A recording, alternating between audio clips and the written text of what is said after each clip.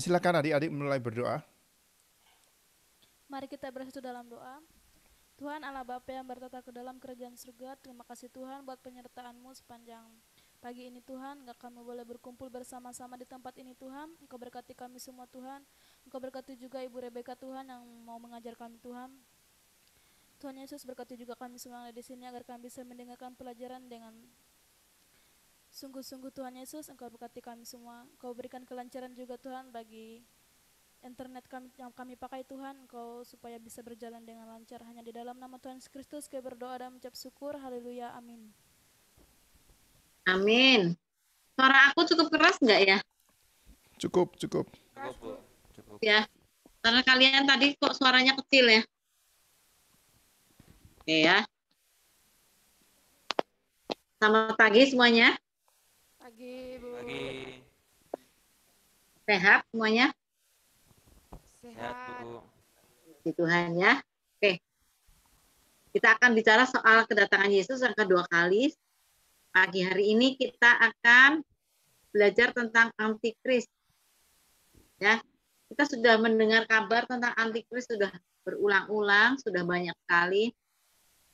Nah, siapa sih antikris itu? Nah, antikris itu adalah semua yang melawan Kristus. Kamu harus tahu ya, semua yang melawan Kristus itu disebut antikris. Nah, ya. Nah, jadi dari zaman Yesus sudah naik ke surga itu sampai sekarang pokoknya semua orang yang melawan Kristus itu disebut antikris. Ya. Itu namanya antikristi. Yang nanti akan datang ke dunia dan menguasai dunia itu namanya antikristos. Itu manusia, satu manusia yang menguasai dunia nanti yang seperti Yesus Kristus. Tapi kalau yang global itu yang antikristi itu banyak apa dikit? Kira-kira banyak apa dikit? Banyak. Satu. Banyak ya. Kalau yang antikristi itu pasti banyak karena dia adalah semua yang melawan Kristus. Ingat ya, semua yang melawan Kristus. Aku pelan-pelan nih ya. Semua yang melawan Kristus itu namanya antikristi. Jadi sejak zaman dulu, waktu zamannya Paulus segala macam itu, udah ada antikristus juga. Antikristi itu ya. Jadi mereka itu melawan Kristus. Nah, misalnya kayak yang spektakuler tuh Nero. Nero tuh antikristus, antikristi. Ya, dia termasuk antikristus. Dia waktu itu membakar orang-orang Kristen di Roma waktu itu.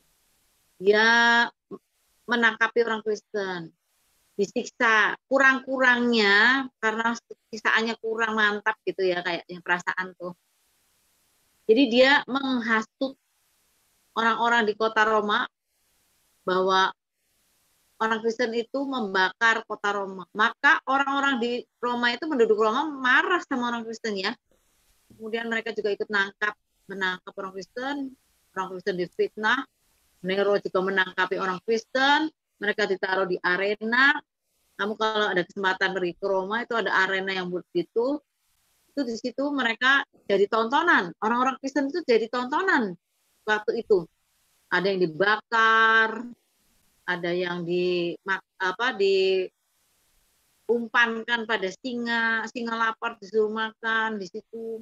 Orang-orang pada mati, orang Kristen banyak mati di situ. Dibunuh, dijadikan gladiator. Orang-orang Kristen yang kayak kalian ini harus bertempur dengan gladiator yang tubuhnya gede-gede, ya remek lah, mati semua. Gitu ya.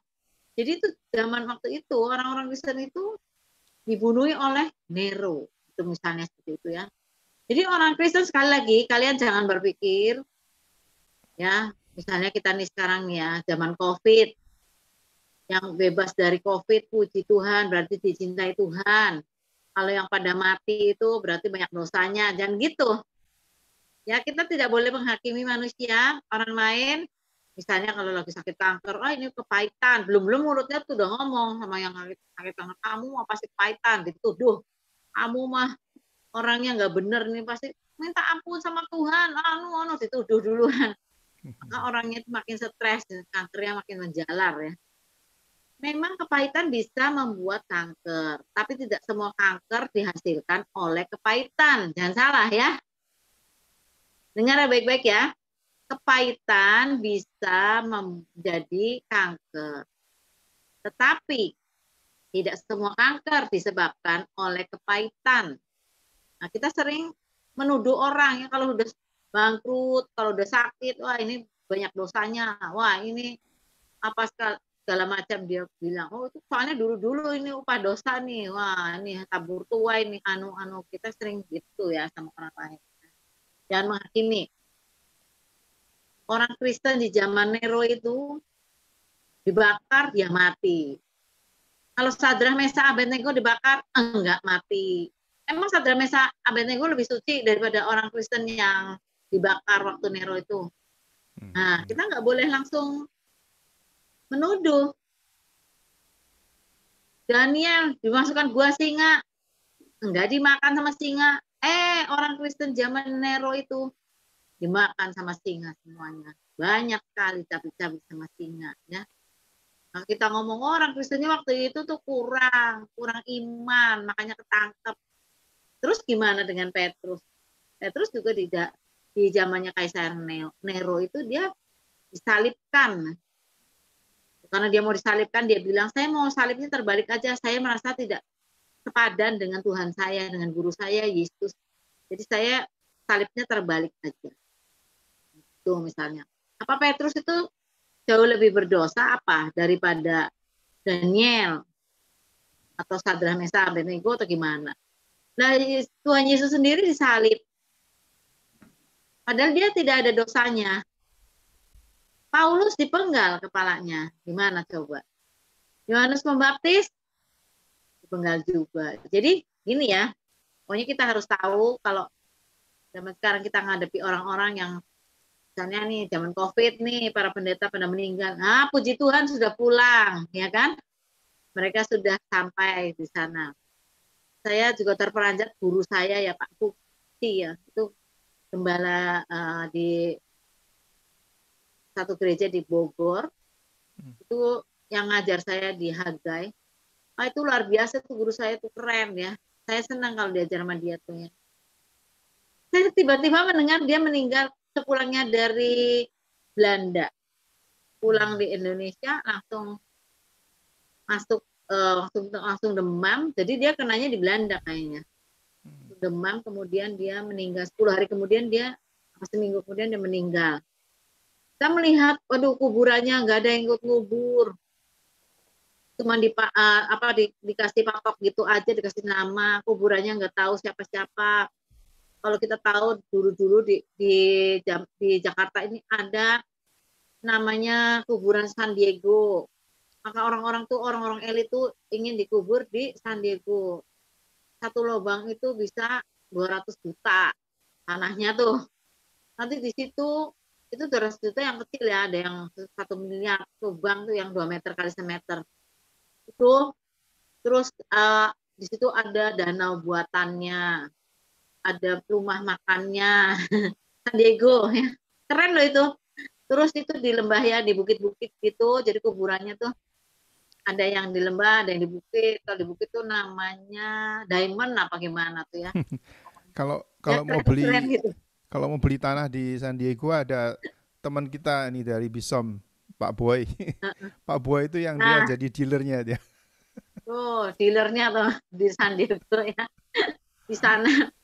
Saya kalau masuk ke situ ketawa, itu satu kompleknya bagus sekali, itu nggak kayak kuburan biasa ruwet. Kalau ini mah bagus tuh, bagus satu. Di situ nggak ada kotaknya, semua rumput aja. Terus ada patok-patoknya, tapi itu jaraknya jauh-jauh, bukan kayak kuburan biasa lah yang bisa malang melintang kemana-mana gitu ya, nggak gitu. Bagus lah ya. Dan itu mahal. Nah, semua orang pengennya dikubur di situ. Elit, banyak duit ya, diusahakan untuk dikubur situ. Siapa tahu orang matinya mau jalan-jalan ke danau ya kan, bisa cerita-cerita di situ gitu ya, melepaskan lelah. Nggak tahu mereka mikirnya gimana, pokoknya tuh elit sekali ya. Kaum Muslim juga bikin yang elit di depannya, Lestari katanya ya, itu punya Al Azhar. Wah itu pada ya elit-elitan. Nah itu itu misalnya seperti itu. Tapi kita lihat tuh pendeta yang pada meninggal waktu itu, kasihan banget. Kalau kita ngomongnya kasihan ya, manusia dikuburnya cuma satu bolongan gitu, nggak di apa di semen-semen apa-apa, cuma ditutup sama apa tanah begitu, terus kasih patok, udah nggak ada yang boleh datang lagi, paling satu orang ke situ jarak jauh. Maka kita ngomong, aduh itu pendeta banyak dosanya, barangkali masuk neraka. Nah itu nggak benar, itu nggak benar. Kesulitan yang ada pada kita orang-orang Kristen itu belum tentu karena kita memangnya dosanya banyak itu jadinya seperti itu. Kita malah kalau dosanya banyak ditungguin Tuhan untuk balik lagi loh. Tuhan Yesus itu telaten banget sama kita, luar biasa. Telaten banget ya, sampai dibuat seperti apa supaya kita bisa masuk surga gitu ya. Nah, jadi lihat seperti itu, kita nggak boleh sembarangan ngomongnya tuh, jangan sembarangan ngomongnya. Kita tahu bahwa orang-orang itu yang disiksa oleh antikris yang sampai sekarang ada. Pokoknya orang yang melawan Kristus, yang tidak setuju dengan Kristus, yang melawan Kristus namanya antikris. Kita lihat di Ambon, waktu ada perang saudara di Ambon. Di Ambon ada orang Kristen yang kepalanya juga dipotong tuh, yang hampir putus tapi masih hidup. Dijahitnya sampai Belanda, orangnya masih hidup sekarang ya. Tapi ada juga orang-orang yang mati waktu itu, banyak banget. Jadi kita nggak usah ngomong, kalau mati yang kayak gitu, ya udah berarti dosanya banyak. Kayak papi mami aku matinya kecelakaan dua-duanya. Ada orang bilang, pendeta kok matinya kayak ayam di kecelakaan di jalan gitu ya, ngata-ngatain kok kayak ayam gitu. Terus 2 minggu kemudian anaknya juga meninggal tuh kayak ayam, benar, karena dia pakai apa namanya, dia nyupir truk es, kemudian dia nabrak depannya, dari belakang ada truk juga, jet begini, maka kepalanya gepeng gitu ya, benar-benar kayak ayam kelindes kecelakaan. Nah kita jangan sembarangan lah kalau ngomong lah ya. Oke, kita tahu sekarang ya antikris itu dari zaman dulu ada. Termasuk antikris itu termasuk Nero ya, waktu itu dia melawan orang Kristen. Nah sampai sekarang orang-orang Kristen itu mendapat apa? Mendapat perlawanan dari orang-orang. Kalau kamu di situ banyak perlawanan nggak ini di daerah Dayak ini? Nggak terlalu ya? Ada, Bu. Hah? Nggak ya, Nggak terlalu. aman-aman ya, aman-aman.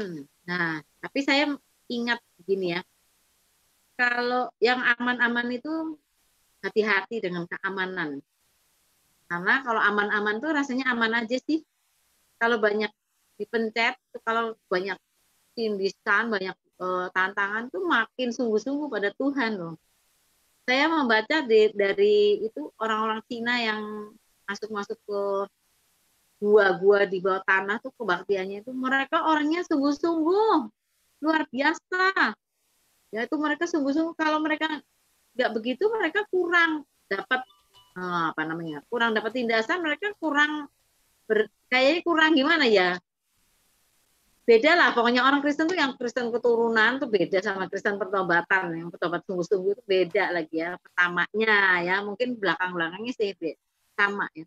Tapi orang-orang yang keturunan tuh sekali lagi harus bertobat, aku bilang. Karena mereka itu sudah nyaman dari dulu. Kalau ditanya, kamu jadi Kristen apa sih? Nggak tahu tuh, orang tua saya nyuruh saya jadi Kristen, masuk sekolah minggu gitu, udah kebiasaan.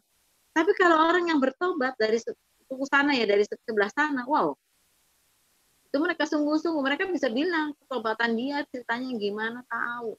Kalau kita nggak tahu kadang-kadang, aduh gimana sih, nah seperti itu ya. Oke ya, pokoknya begitu ya. Coba kita baca dulu 1 Yohanes 2 ayat 18, coba supaya kita jelas. 1 Yohanes 2 ayat 18. Siapa yang baca? 1 Yohanes pasal 2 ayat 18. Ya. Anak-anakku,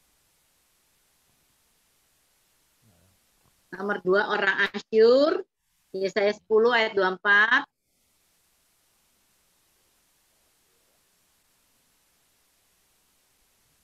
Nomor 3 Raja Babilonia, Raja Babel, Yesaya 14 ayat 4. Oke. 14 ayat 4. Nomor 4 si pembinasa, Yesaya 16 ayat 4. Oke. Nomor 5 si penganiaya, Yesaya 16 ayat 4. Nomor 6 lintah darat, Yesaya 16 ayat 4.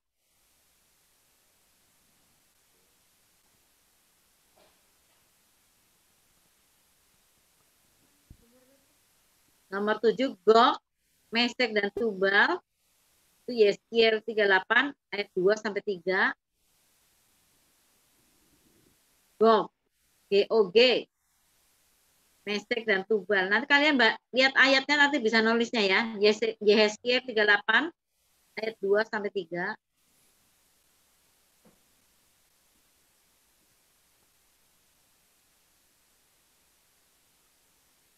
Nomor 8 tanduk kecil. Tanduk kecil, tanduknya tanduk kecil. Daniel 7 ayat 8 dan 24.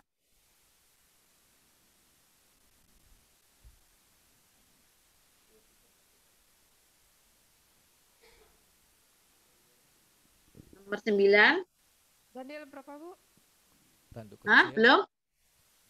Ya, Daniel Ya. 7 ayat Daniel 7 ayat 8 dan 24.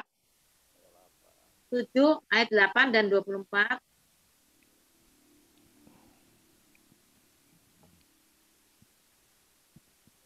Sembilan ya. Raja yang garang. Daniel 8 ayat 23.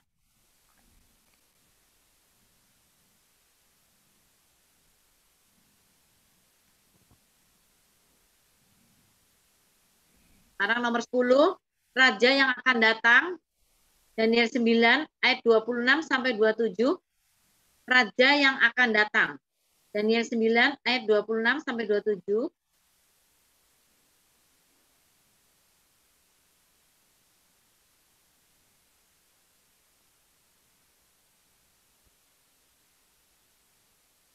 Nomor 11, raja dari utara.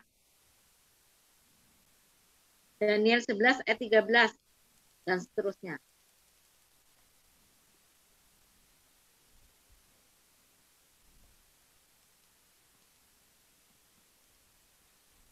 (12) orang yang mengamalkan dosa. Orang yang mengamalkan dosa. 2 Tesalonika 2 ayat 1 sampai 16.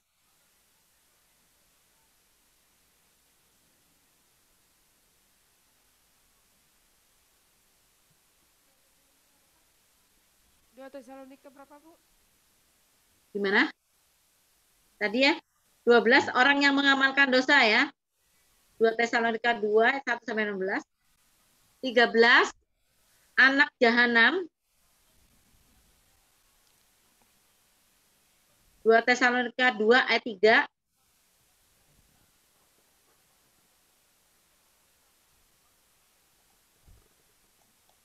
(14) si pendurhaka. 2 Tesalonika 2 ayat 8.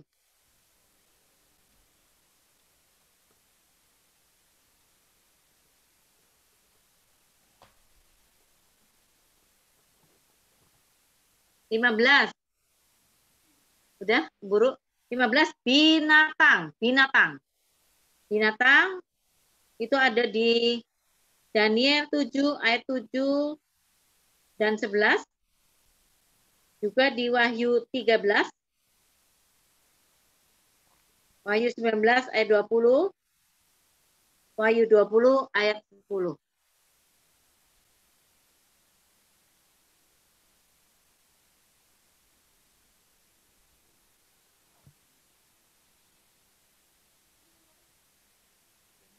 Ya, siap.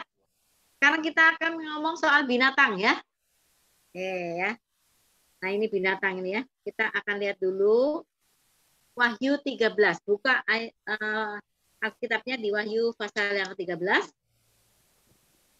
Itu tadi semua adalah gelar dari antikris yang satu itu. Yang satu bukan antikris yang banyak, tapi antikris yang satu yang nanti akan datang ya, yang disebut binatang di Wahyu pasal yang ke-13. Jadi itu gelar-gelarnya. Nanti kalau maksudnya saya tuh nanti kalau kalian baca di Alkitab, ada yang kalian baca isi penganiaya, oh itu antikris yang itu. Oh lintah darat itu yang ini. Gog, oh itu antikris juga misalnya. Tanduk kecil, itu antikris juga, antikris yang akan datang ini ya. Terus raja yang garang itu juga antikris yang akan datang ini. Anak jahanam si pendurhaka, si binatang yang paling keren itu si binatang. Binatang. Ya kalau kita lihat di Daniel 7 ayat 7 sampai 11, Daniel itu sampai bingung binatang apa sih nggak tahu dia ya. Nanti kita baca habis ini ya. Tapi kita lihat dulu di Wahyu pasal yang 13 soal binatang. Oke, sekarang saya akan membacakan sambil menerangkannya. Binatang yang keluar dari dalam laut. Nah, kamu harus ingat kalau kita baca di Alkitab, kalau ngomong laut, itu berarti adalah orang-orang yang tidak percaya Tuhan. Nah, saya ulangi ya. Kayaknya saya udah pernah ngomong. Pokoknya kalau laut di Alkitab itu artinya orang-orang yang tidak percaya Tuhan. Nah, kalau kita diumpamakannya sama Tuhan apa? Kita diumpamakannya sebagai apa? Kita orang Kristen. Kita adalah apa? Kamu adalah apa? Garam dunia. Kalau orang Kristen. Garam ngambilnya dari mana sih garam? Garam bikinnya gimana garam? Dari laut. Air laut. Nggak tahu ya garam bikinnya dari mana? Dari air laut. Air laut. Dari? Air laut. Dari laut. Ada petani garam ya. Bukan di pinggir-pinggir laut tuh dia mereka bikin kayak sawah gitu ya. Tapi bukan sawah. Dia tuh air laut masuk situ. Nanti dikasih kotak begitu ya sama mereka dikasih pagar begitu. Tanah begitu ya. Maka itu air laut yang di situ dia akan kena matahari, air yang menguap, yang tinggal garam. Nah, garam itu orang Kristen disebut garam dunia. Sekarang saya tanya, air laut sama garam sama nggak? Sama asin. Hah? Sama asin. Sama? Asin. Sama. Oh sama ya? Kalau kamu masak pakai air laut bisa nggak? Nggak bisa. Hah? Nggak bisa. Nggak bisa. Kenapa? Kan sama. Kotor. Kotor. Terus kamu mau pakai berapa banyak air laut buat masak? Tapi kalau garam kamu masukkan 1 sendok kecil juga udah asin ya masakannya ya. Betul gitu? Betul. Kalau kamu coba kuah sop ditambahi air laut, enak nggak? Enggak. Udah pernah nyoba belum? Kamu deket laut nggak di situ? Jauh ya? Jauh ya? Jangan, Bu. Jauh. Tapi kamu udah pernah ke laut kan? Pernah. Udah, Bu. Nah, pernah nggak? Aus nih yuk kita minum air laut. Pernah nggak? Pernah ketelan, Bu, pas mandi. Hah? Ketelan. Enak nggak air laut? Air laut enak nggak? Nggak enak. Enggak ya. Air laut tuh kita malah bikin kita haus tuh, lebih haus lagi. Ya. Jadi kita melihat begini ya. Kalau laut itu disebutnya orang tidak kenal Tuhan. Kalau kita garam, kita diambil dari laut, dipisahkan, tapi kita tampil beda. Ngerti nggak maksudnya? Memang kita berasal dari laut, dari orang-orang yang tidak kenal Tuhan. Tapi kita sekarang berbeda dengan air laut karena kita adalah garam. Kalau garam itu dibutuhkan semua orang, garam itu. Garam bisa, kalau kamu masak harus pakai garam nggak? Iya, Bu. Pakai kan? Biar orang darah tinggi juga perlu garam. Nggak bisa dia sama sekali nggak pakai garam karena tubuh kita itu harus ada garam. Coba kamu pernah nggak menjilat keringat sendiri? Rasanya apa? Manis, pahit? Asin. Asin. Asin. Berarti ada apanya? Ada garam. Garam ya. Kalau dari dalam tubuh keluar terus garam begitu, nanti yang dalam kurang. Jantungnya nanti nggak kuat, malah nggak bisa kerja dia karena nggak ada garam. Jadi walaupun darah tinggi, penyakitnya tetap harus makan garam sedikit ya, tetap. Nah seperti itu. Jadi garam itu dibutuhkan semua orang. Kamu harus ingat, garam itu tempatnya di mana? Di tempat di kotak emas atau kotak perak? Mas. Hah? Mas, Disimpannya di mana garam? Di Plastik. plastik. Di plastik, di botol kecil, di mana? Marah nggak garamnya? Enggak. Enggak. Padahal dibutuhkan semua orang loh. Tapi dia nggak marah loh ditaruh di plastik gitu. Baik-baik saja taruhnya di dapur lagi, tempat yang kotor. Ya, ada banyak jelaga lah, ada campur-campur macam-macam bumbu-bumbu dia ada di situ ya. Bau-bau campur terasi segala, senang-senang aja dia. Garam itu. Ya kan? Dia dibutuhkan semua orang tapi tempatnya di situ dia senang-senang aja. Kita garam loh, kita senang-senang aja di tempat dimanapun juga. Oke buat kita tuh orang sederhana, kita oke ya. Jangan ngomel-ngomel ya, nanti kalau kamu sudah melayani merasa tidak dihargai, malah difitnah. Saya nih kenyang fitnah ya, saya nih. Tapi oke saja ya. Kan saya udah bilang hanya artis yang disiar-siarkan ya, difitnah-fitnah semua ya. Kamu senang-senang aja saya artis gitu, saya dibutuhkan semua orang, pantas saya difitnah-fitnah, saya disakiti misalnya gitu. Kamu ketawa aja kalau ada orang jahat sama kamu tuh, bisa nggak? Latihan, saya nggak mengharuskan kamu bisa sekarang, latihan ya. Sebab firman Tuhan bilang kamu harus membalas kejahatan dengan Kebaikan. bukan kejahatan dengan kejahatan. Kejahatan harus dibalas dengan kebaikan. Kamu bayangin kamu dilempar tai sama tetangga sebelah. Terus kamu ngumpulin tai juga besoknya. Kamu lempar ke sebelah. Maka besoknya lagi orang sebelah ngumpulin tai lebih banyak lagi. Masuk lagi ke sini, ya kan? Kamu. Terus kamu jengkel lagi, maka tai yang di septic tank dibuang lagi ke sana. Maka tetangga yang di sebelah bikin septic tank dua masukin ke kamu. Kapan sembuhnya itu? Berantem lempar tai itu. Kalau dilempar tai sama tetangga, kamu kirim roti. Pasti besoknya nggak ada tai. Tunggu itu. Kamu kirim roti baik-baik. Ya. Sekarang dia takut barangkali rotinya diracun. Kamu makan dulu roti depan dia. Nih, enak nih roti buatan saya misalnya ya, atau beli.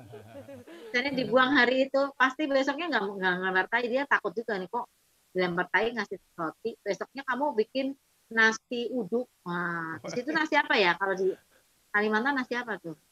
Saya nggak tahu tuh nasi apa. Nasi Padang. Nasi yang enak kamu masakin ke dia. Saya juga Takut. mau, Bu. Saya juga mau. Lu mau ya? Tuh kan, nasinya mau juga ya, nasi uduk tuh. Yang di Amerika pengen nasi uduk. Wah, gitu ya. Jadi gitu. Itu namanya membalas kejahatan dengan kebaikan. Nah, itu garam. Dia nggak sombong dia ya. Taruh dapur juga biarin, itu garam namanya ya. Beda sama laut. Air laut tuh nggak ada gunanya sebenarnya kecuali di laut aja buat orang berkapal. Kalau garam banyak, dia bisa mengawetkan ikan mau busuk nggak jadi busuk. Kita bisa jadi mengawet orang-orang yang perkawinannya hampir busuk, nah kita bisa mengawetkan mereka dengan firman Tuhan. Kita garam.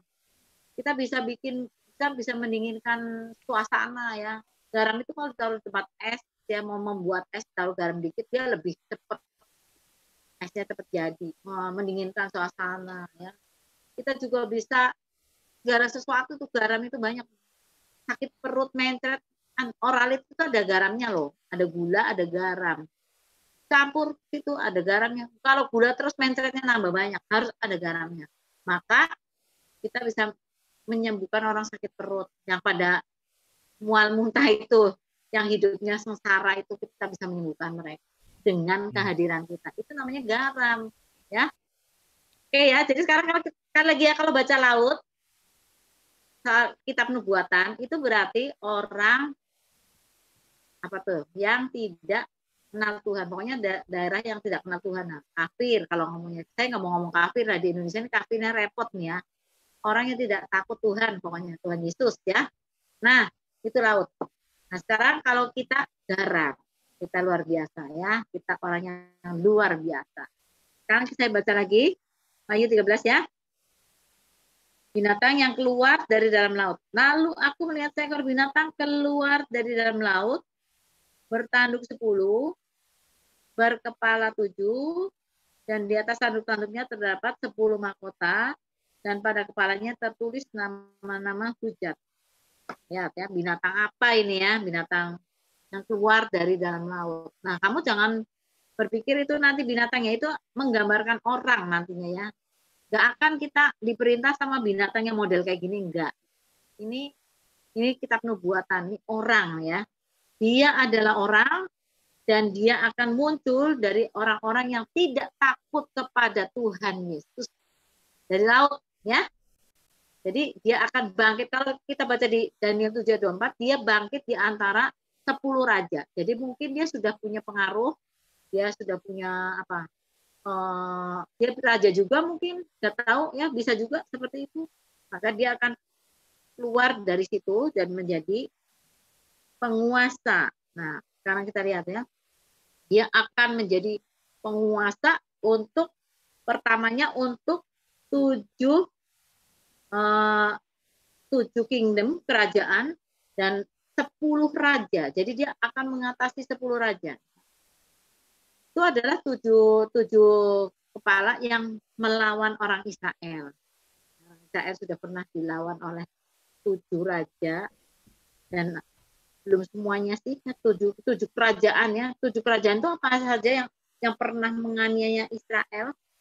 Kita akan lihat dulu ya. 7 kerajaan yang pernah menganiaya Israel. Kita ingat ya bahwa semua yang di Alkitab ini berhubungan dengan Israel.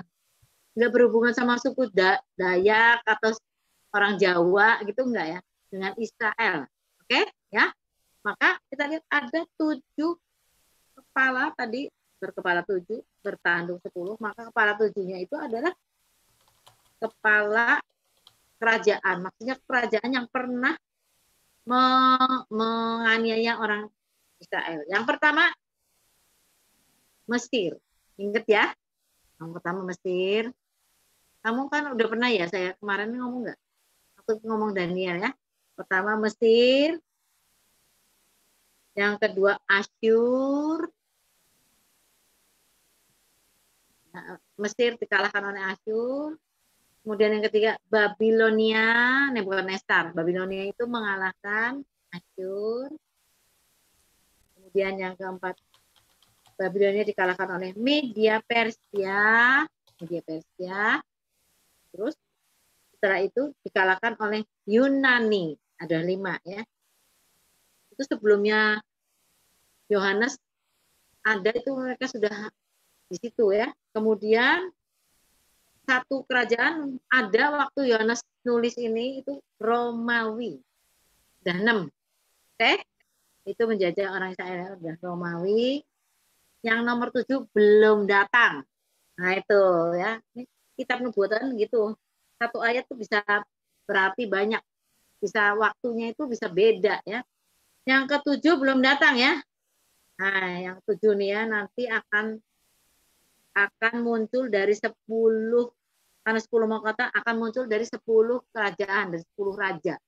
Seperti itu ya. Coba sepotong dulu satu ayat nih, bingung nggak? Enggak. Enggak ya, udah jelas ya. Satu ayat nih ya. Kita berikutnya ya, kita baca yang berikutnya. Ayat 2. Binatang yang kulihat itu serupa dengan macan tutul. Katanya kalau macan tutul ciri khasnya apa ya? Galak. Macan tutul tuh ciri khasnya apa?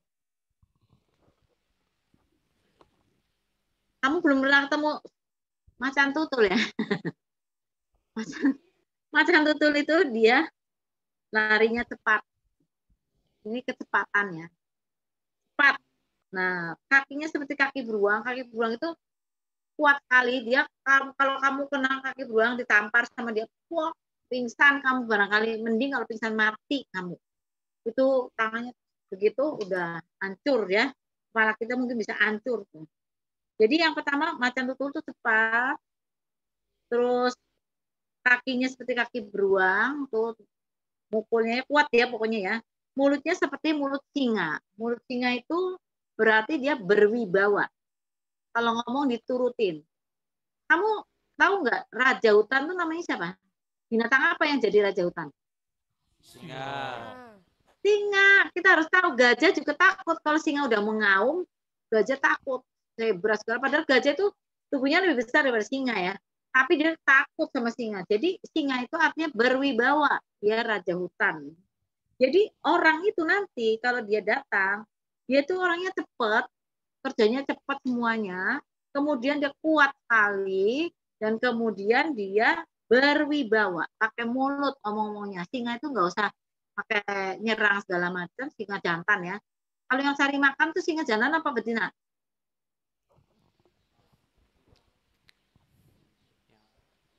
Kamu tahu nggak yang cari makan? Singa jantan atau betina? Betina. Iya betina, yang jantan mah enggak, diam-diam aja dia. Nanti sih singa betina tuh badannya seperti harimau yang nggak ada surainya. Kalau singa jantan tuh pakai surai, dia mau tenang-tenang aja ngeliat tuh para betina berburu. Dia cuma menolong kalau kepepet, kalau enggak. Nanti para betina nanti akan membawa binatang buruan ke dia. Keren itu ya. Jadi singa jantan tuh ngaum aja udah pada takut lah pokoknya ya. Nah, seperti itu ya. Dan naga itu, naga. Nah, sekarang kalau kita ngomong naga, di Alkitab bagian nubuatan, naga itu adalah iblis, Lucifer, bintang fajar. Ini iblis, naga ya. Kalau binatang naga zaman sekarang ada nggak sih? Ada. Nggak ada, Bu. Ada nggak? Nggak ada ya. Zaman dulu ada nggak naga? Ada. Nggak ada juga, Hah? Bu. Nggak ada binatang namanya naga tuh nggak ada. Nggak tahu tuh bisanya ada gambarnya tuh kurang jelas juga ya. Nah, orang-orang Cina itu punya sio ya. Setiap tahun dia punya 12 binatang buat sio. Sio itu artinya gini, misalnya lahir tahun misalnya tahun 58. Saya nggak inget sio yang 58 sio anjing. Nanti 59 sio babi misalnya gitu ya. Itu saya ingetnya udah lama-lama ya. 60 sio apa. Pokoknya dia ada anjing, ada babi, ada kuda, ada ular, ada tikus, ada monyet. Apalagi kelinci ya, apalagi sih? Ayam. Harimau ya, Ayam. kebo ya, apalagi?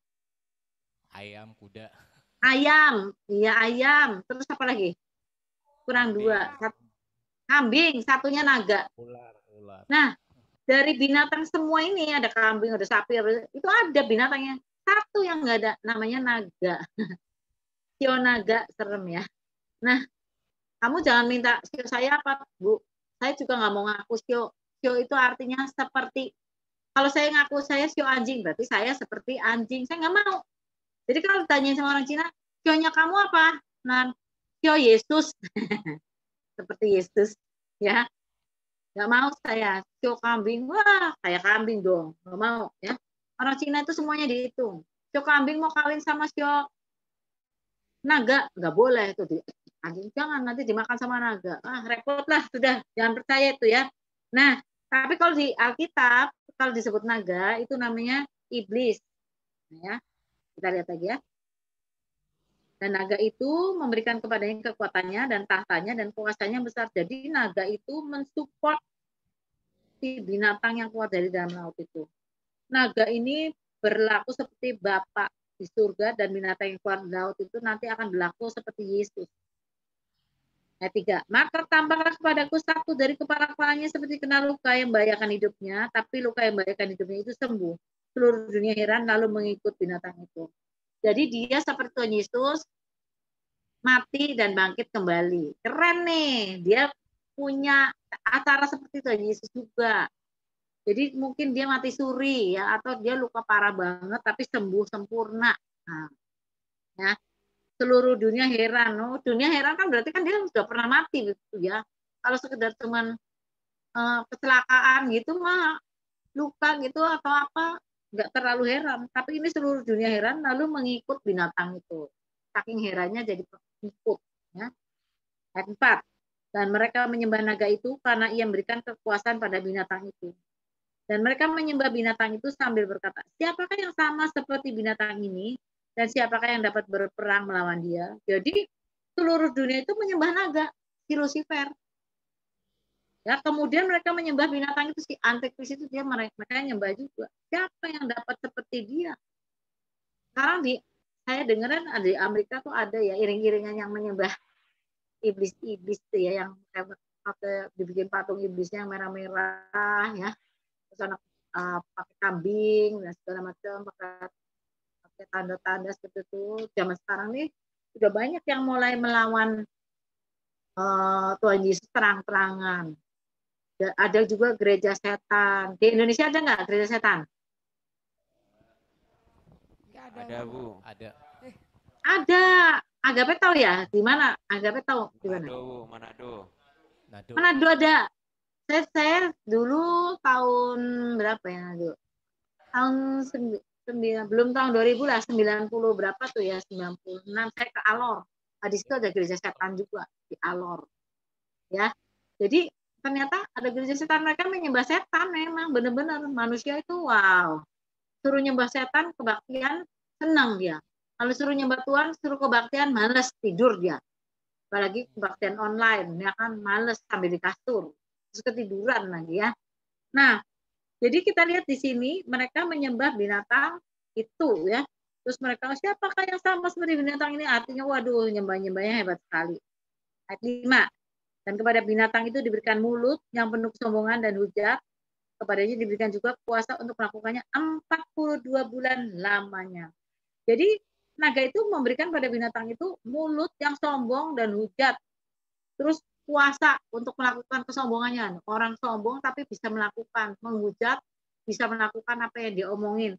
Kemudian dia berkuasa 42 bulan. 42 bulan itu berapa lama? 3,5 tahun. 3,5 tahun. Kamu ingat? Minggu-minggu kemarin kita belajar tentang apa? 3,5 tahun dari 3,5 tahun ya. Tahu 2 kali 3,5 tahun ya, sama dengan 7 tahun ya. Aku sudah memberitahu itu 3,5 tahun. Ini 42 bulan. 3,5 tahun. Dia akan berkuasa. Ayat 6. Lalu ia buka mulutnya untuk menghujat Allah, menghujat namanya dan kemah kediamannya dan semua mereka yang diam di surga. Jadi semakin Allah itu dihujat, semakin. Kalau kita ya, kalau di Kalimantan ada nggak nih? Kalau di Jawa ini sering, kadang-kadang saya lihat di tembok-tembok ada tulisannya begini, Yesus anjing, gitu. Ada tuh di tembok tulisannya, Yesus anjing. Itu orang Kristennya bereaksi nggak? Enggak. Enggak. Kenapa sih anak Kristen kok nggak bereaksi? Nggak punya power apa gimana? Menurut kamu kenapa? Lebih baik diam, Bu, daripada bikin ribut. Lebih baik diam ya daripada ribut ya. Kita mengampuni mereka ya. Tapi kita harus ingat ya. Kita itu nggak usah membela Yesus. Yesus yang membela kita. Setuju? Kita ngapain membela Yesus? Orang dia Tuhan kok. Nanti dibilang Yesus anjing, ya biarin dia yang marah. Bukan kita, orang kita nggak napa-napa, orang dia pembela kita kok. Kita nggak bela-belain dia, buat apa bela-belain dia? Dia sangat perkasa, dia sangat kuat. Dia pembela kita. Jadi kalau terus Yesus anjing, udah biarin aja. Dari dulu sampai sekarang, orang Kristen katain ya, kalau kamu mungkin nggak terlalu ya, kalau di Jawa ini sering. Orang Kristen tuh matinya disalib. Nanti kalau mati jadi kerak neraka. Nggak apa-apa, oke-oke saja. Nanti waktu akan membuktikan siapa yang benar, betul? Ya, nggak apa-apa. Kita itu garam tadi ya, ditaruh di pojokan nggak marah dia. Ditaruh di dekat terasi biar bau juga nggak marah kan? Jadi kita harus latihan sabar. Kita nggak marah, nggak ada garam marah-marah. Ditaruh di dekat terasi terus lumer jadi air laut, nggak ada itu. Nggak ada, dia nggak akan marah ya. Oke, coba ya. Jadi di sini dia membuka mulutnya untuk menghujat Allah, menghujat namanya dan kemah kediamannya. Jadi memang dia menghujat gitu mulutnya. Dari dulu sampai sekarang, dan ini lebih hebat lagi, yang 42 bulan nih jauh lebih hebat. Kemudian 7.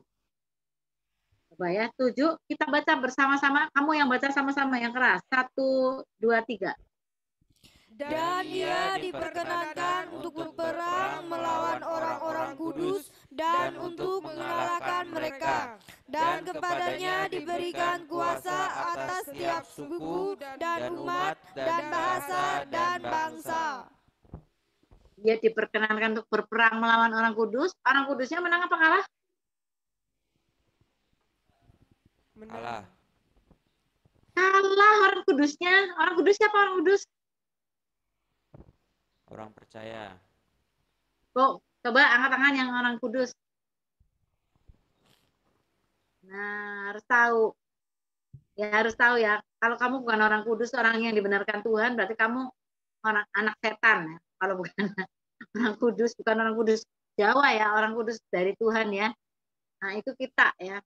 Jadi orang kudus itu akan dikalahkan oleh antikris. Dengerin baik-baik ya. Orang kudus, orang Kristen akan dikalahkan oleh antikris. Orang kudus di Israel ada nggak? Ada. Ada. Di sana mereka juga dikalahkan oleh antikris. Antikris akan merajalela. Dia akan mengalahkan Israel. Ia akan mengalahkan orang kudus. Orang Kristen ini penganiayaannya lebih hebat lagi. Kalau kita sekarang di Indonesia seringkali kita kok banyak gereja dibakar, gimana ini, kok nggak bisa begini, nggak bisa begitu, kita sering ngomong gitu. Ayo kita ngomong sama Pak Jokowi, kata saya sudah biarin aja latihan, karena nanti juga akan ada dikalahkan oleh antikris. Ya, kita dikalahkan itu jangan sampai dikalahkan terus ikut dia. Dikalahkan tuh artinya mati martir ya biarin. Kalau ikut dia ya gawat, bisa mati selama-lamanya itu nggak ikut Tuhan Yesus. Gitu loh maksudnya. Ditengking nggak bisa. Ditengking dalam nama Yesus, mulutnya yang kotor itu nggak bisa. Karena dia memang sudah diberi kuasa 42 bulan. Ya. Dan dia diberikan kuasa atas setiap suku. Suku Dayak, suku Cina, suku Sunda, suku Ambon, suku Batak, suku apa lagi di Indonesia ini. Banyak sekali. Toraja, suku mana aja, Minahasa, Manado, semuanya. Setiap suku. Dan umat. Umat apa saja, umat Kristen, umat Hindu, umat Buddha, umat apa saja, dan bahasa Spanyol, bahasa Inggris, bahasa Cina, bahasa Mandarin, bahasa Korea, bahasa Thailand, bahasa Indonesia, semuanya. Dan bangsa apa? Bangsa Indonesia, bangsa Malaysia, bangsa Amerika, bangsa Afrika, bangsa apa lagi terserah. Dia akan berkuasa atas setiap suku dan umat dan bahasa dan bangsa. Keren? Keren. Keren nggak ini orang? Keren. Bu. Keren. Dulu Hitler pengen kayak gitu. Hitler pengen menguasai dunia. Makanya dia berusaha dengan tentaranya dia pengen menguasai dunia. Dia gagal ya, baru menguasai sedikit. Nah, seperti itu ya. Nah, ayat 8. Dan semua orang yang diam di atas bumi akan menyembahnya, yaitu setiap orang yang namanya tidak tertulis sejak dunia dijadikan di dalam kitab kehidupan dari anak domba yang telah disembelih. Setiap orang di bumi ini menyembah dia, yaitu orang yang namanya tidak tertulis di buku kehidupan. Nah, kita ada di buku kehidupan nggak ini sekarang kita nih? Tertulis nggak? Tertulis. Tertulis ya. Tapi saya mau tanya sama kalian ya. Kalau Tuhan itu nulis di buku kehidupan ya, dia punya penghapus nggak? Ketip. Enggak. Punya. Enggak. Ya punya lah, masa kamu punya dia nggak punya? Ya. Kita aja punya kan penghapus, bener kan? Kita bisa ya menghapus. Sekarang ada penghapus kayak gini ya, ini penghapus saya masih punya nih penghapus karena saya suka nulis pakai pensil. Ada yang pakai Tipex. Sekarang yang baru-baru kayak gini kan, pakai kertas nih, bener nggak? Ya Tuhan nggak tahu tuh penghapusnya keren kayak apa, nggak tahu juga tuh. Jadi kalau sudah tertulis di kitab kehidupan bisa aja dihapus. Kalau apa? berdosa. Kalau kita menyangkal Tuhan Yesus. Kalau kita mungkin menyangkal Tuhan Yesus terus ikut antikris, ya udah dihapus. Udah, pokoknya kayak gitu ya. Nah, jangan kamu pikir kalau sudah ditulis di kitab kehidupan terus selama-lamanya di situ, nggak bakal bisa disetip. Nanti dulu, sabar. Emang Tuhan kurang pintar dari kita, orang kita nulis juga bisa setip, bisa dihapus, ya kan? Sepanjang menghapus, dihapus, ditip X semua. Jadi seperti itu ya, kita harus berusaha supaya nama kita tetap ada di kitab kehidupan. Kita ada tertulis di situ karena apa? Karena kita menerima Yesus sebagai juru selamat. Dan sampai kita menolak Tuhan Yesus dan mengikut antikris. Tapi zaman itu akan banyak orang Kristen yang akan murtad dan mengikuti antikris. Dikira antikris itu Yesus. Kenapa mereka tertipu? Kalau orang Israel tertipu normal. Mereka bacanya cuma perjanjian lama. Mereka kalaupun baca perjanjian baru, mereka tidak percaya. Nah, kita malah bukunya yang kita sering baca malah perjanjian baru. Perjanjian lama itu kita baca tapi nggak sehebat, efeknya nggak sehebat perjanjian baru. Karena kita percaya kepada Tuhan Yesus. Kita baca perjanjian lama, kita tahu soal perjanjian lama. Memang kita harus tahu perjanjian lama. Karena Tuhan Yesus datang untuk menggenapkan kitab Taurat. Bukan untuk menghapus. Maka kita tahu. Tapi orang Kristen bisa tertipu. Kenapa? Karena dia tidak pernah baca Alkitab. Benar? Benar. Karena baca Alkitabnya enggak khatam katanya, karena khatam Alkitab ya. Kalian harus punya tekad ya untuk baca Alkitab paling sedikit 3 pasal sehari. Maka setahun itu bisa selesai. 3 atau 4 pasal ya, setahun selesai. Harusnya punya tekad. Kalau baca Alkitab tuh memang harus bertekad untuk menghabiskan. Kamu jangan milih-milih aja. Kamu milih, oh saya bacanya Mazmur aja, soalnya pasalnya dikit-dikit. Iya, Mazmur dikit-dikit. Kamu bacanya yang Mazmur 119. Jadi sepanjang gitu, lumayan ya kan. Cari yang pasalnya panjang kayak gitu. Paling sedikit 3 atau 4 pasal. Saya sendiri mendisiplinkan diri saya untuk tetap membaca Alkitab. Di luar menyiapkan khotbah, di luar menyiapkan pengajaran, saya harus baca sendiri untuk makanan saya. 1 hari 3 atau 4 pasal. Gitu, ya. Jadi kalian harus bertekad. Kenapa bisa tertipu? Karena tidak baca Alkitab. Kenapa kita bisa tertipu dapat uang palsu? Karena tidak tahu aslinya. Setuju? Karena aslinya kita tidak tahu. Kalau kita punya uang, kita terawang-terawang. Kita nggak tahu. Kita gambarnya nggak tahu. Keluar uang yang baru, gambarnya nggak tahu. Uang 100 ribuan, gambarnya nggak tahu. Ditipu. Tapi kita sudah tahu gambarnya, kita bisa juga ketipu. Karena uang palsu itu mirip banget sama yang palsu. Kalau uang palsu itu nggak mirip, ya nggak mungkin bisa dipakai. Betul kan? Ya, mirip sekali. Dan antikris itu akan berlaku seperti Yesus. Mirip sekali. Maka banyak orang tertipu, termasuk orang Kristen. Dikiranya Yesusnya sudah datang, jadi ikut. Gitu, ya. Sayang sekali ya. Kenapa seperti itu sekali lagi? Enggak baca Alkitab. Kalau baca Alkitab itu sambil ngantuk. Terus baca Alkitabnya itu cuma sambil lalu aja. Jadi ketipu. Ya. Nah, coba lihat ya ayat 9. Coba bareng-bareng kalian yang baca ayat 9. 1, 2, 3. Barang siapa bertelinga, hendaklah ia mendengar. Barang siapa bertelinga, hendaklah ia mendengar. Kalian ada telinganya? Telinganya ada? Ada. Harus apa? Punya telinga apa? Harus telinganya ada berapa? 2. Kalau mulut? 1. Kenapa ya? Kok nggak mulut 2? Telinganya 1, kenapa? Kalau banyak mulut, susah. Nah, mulut 1 aja udah ruwet. Tuhan mau ngomong apa? Kamu harus lebih banyak mendengar daripada bicara, itu loh mulutnya. Ya, mendengar firman Tuhan baik-baik ya. Barang siapa bertelinga hendaklah ia mendengar. Barang siapa ditentukan, ya. Barang siapa ditentukan untuk ditawan, ia akan ditawan. Barang siapa ditentukan untuk dibunuh dengan pedang, ia harus dibunuh dengan pedang. Gak apa-apa. Kalau kita harus masuk ke zaman aniaya itu, ada antikris, kita dibunuh, ya nggak apa-apa. kita ditawan, biarin. Asal kita tetap berpegang kepada Yesus. Yesus. Ingat bahwa umur kita di dunia ini sementara, sedikit. Yang lama itu panjang sekali, nanti di kekekalan.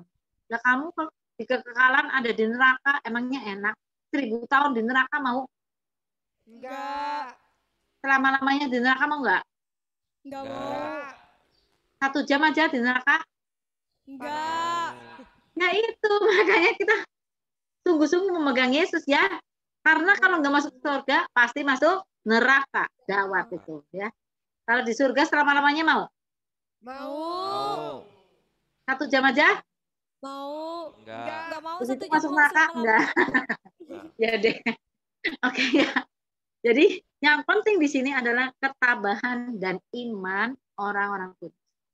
Jadi yang penting di sini adalah ketabahan dan iman orang kudus. Oke ya. Saya sudahi pelajaran ini sampai sini. Minggu depan kita bicara ayat 11 dan seterusnya. Saya berusaha pelan-pelan sekali ngajar kalian supaya kalian ngerti ya. Terus kalau nggak tahu, ya bertanya saja. Silahkan bertanya ya. Oke? Itu Ya, Bu. ya, tetap berpegang kepada Yesus. Jangan sampai kalian tertipu sama antikris yang seperti Yesus itu. Baca Alkitab dengan benar, bertekad untuk bisa mengalahkan ya Alkitab yang setebal itu. Kamu kalau baca komik kok bisa baca HP 3 jam, 4 jam. Kalau baca Alkitab 15 menit tuh ngantuk. Gawat itu. Itu setan tuh yang bikin seperti itu. Jangan mau. Kamu harus punya tekad. Saya harus baca Alkitab dengan benar. Saya Amin. harus menang. Itu ya. Amin. Setahun saya harus habis. Setahun paling enggak satu tahun 1 buku itu habis semuanya. Harus. Gitu. Bertekad. Jangan cuma mau aja, tapi harus bertekad dilakukan. Siap? Siap. Siap. Oke. Dan berkati kalian ya. Siapa yang mau berdoa? Berkati, Bu. Yuk silakan.